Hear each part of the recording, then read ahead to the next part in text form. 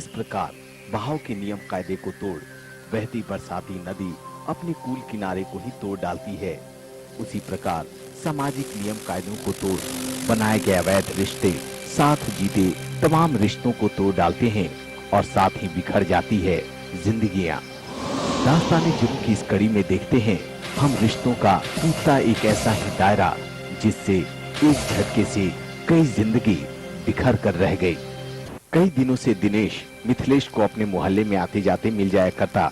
उस दिन उसने मिथिलेश से घर आते समय रास्ते में पूछा, लगता है आप इस मोहल्ले में नए आए? हाँ, कुछ दिन हुए इस मोहल्ले में आए। अच्छा, ये ऊपर किराए में रहता हूँ। क्या करते हैं आप? मैं रिटायर्ड फौजी जवान हूँ। अच्छा अच्छा, तो आप आर्मी में थे? जी जी। वाह। और आप क्या करते हैं? कुछ नहीं। क्या मजाक।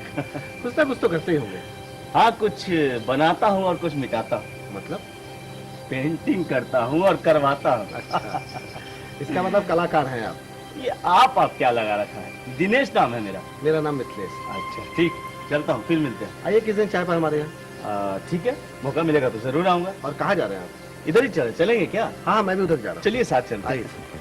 और कौन कौन है आपके घर? पत्नी है। अच्छा, बच्चे हैं। दोस्ती होने के साथ ही दोनों एक दूसरे के यहाँ आने जाने भी लगे थे। संयुक्त परिवार होने के कारण दिनेश के यहाँ मिथिलेश कम ही आया जाया करता था। अक्सर दिनेश ही मिथिलेश के यहाँ चला जाया करता था। 2-4 दिनों तक घर से बाहर होने के कारण एक दिन दिनेश जब मिथिलेश के घर पहुँचता है तो उसकी पत्नी कई दिनों से न आने का कारण पूछती है। आपके लिए चाय ले आए हैं। चाय पियेंगे? हाँ बिल्कुल। और पानी भी पियेंगे? हाँ।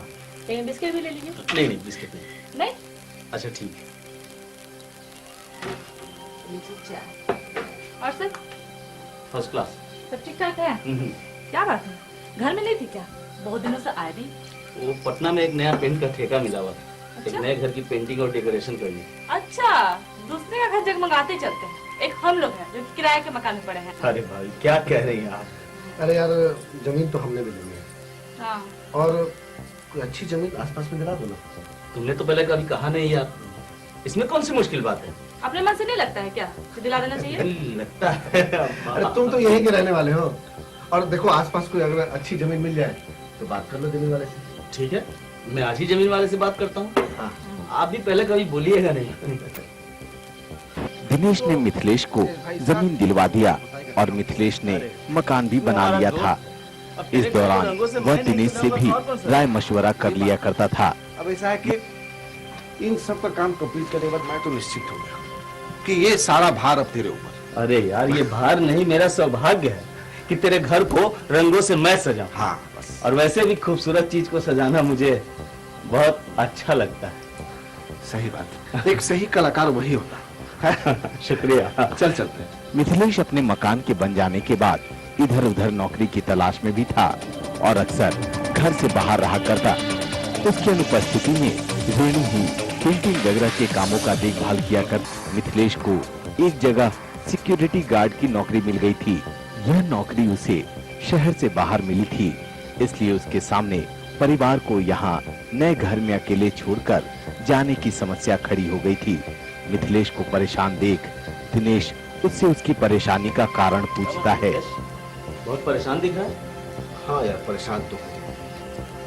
ऐसा है कि मेरी नौकरी लग रही है सिक्योरिटी सर्विस में और मुझे जाना पड़ेगा। रेणु का बच्चों को क्या करूँ इसमें? अरे तो तेरी परेशानी क्या है? अरे यार, घर की देख रेख और क्या। देख क्या, अगर तू नौकरी करेगा तो तुझे जाना तो पड़ेगा ही। और फिर इसमें इतना सोचने की क्या जरूरत है? देख दिनेश, तू अगर चाहे तो मेरा प्रॉब्लम सॉल्व कर सकता है। वो कैसे? वो ऐसे कि तू अगर घर के साथ साथ रेणु और बच्चों की जिम्मेदारी में ले ले, मतलब तू आता जाता रहे, देखता रहे, तू यही रहता है तो मेरा प्रॉब्लम बहुत सॉल्व। अरे यार, तो इसमें कहने पूछने की क्या जरूरत है? एक यार यार के काम नहीं आएगा तो और कौन आएगा बोल? बस अब मैं निश्चिंत हूँ। 100%। तो बिल्कुल चिंता मत कर, मैं हूं ना। आज से तेरी सारी जिम्मेवारियां मेरे। दिनों दिन उसकी नजदीकियां बढ़ने लगी थी और दोनों एक दूसरे से बेतकल्लुफ होते जा रहे थे। प्रेम का परवान चढ़ने लगा था और रेणु अब दिनेश के लिए भाभी से रेणु हो गई थी। दोनों के पास पर्याप्त समय नजदीकियां और मिथिलेश का यहाँ न होना, इन सभी ने मिलकर उन दोनों को फिर से मिथिलेश से बेवफाई करने पर विवश कर दिया था।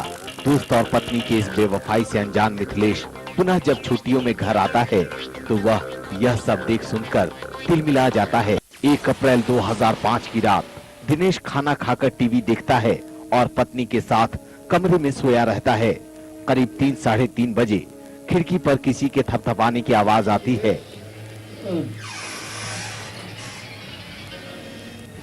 दिनेश, उठो। मिथिलेश है, मिथिलेश उठो। मिथिलेश उठो। क्या बात है? क्या हो, तुम्हें भाभी बुलाई बाहर। अरे मगर 3:30 बजे सुबह। अगर मगर छोड़ आओ ना।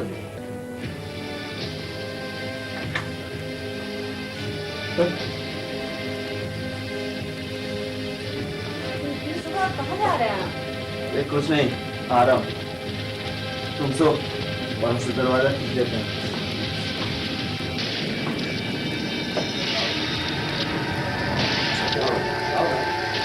दिनेश जैसे ही मिथिलेश के साथ उसके घर के पास पहुंचता है, वैसे ही मिथिलेश का बड़ा बेटा सुरेश उसे दबोच लेता है और फिर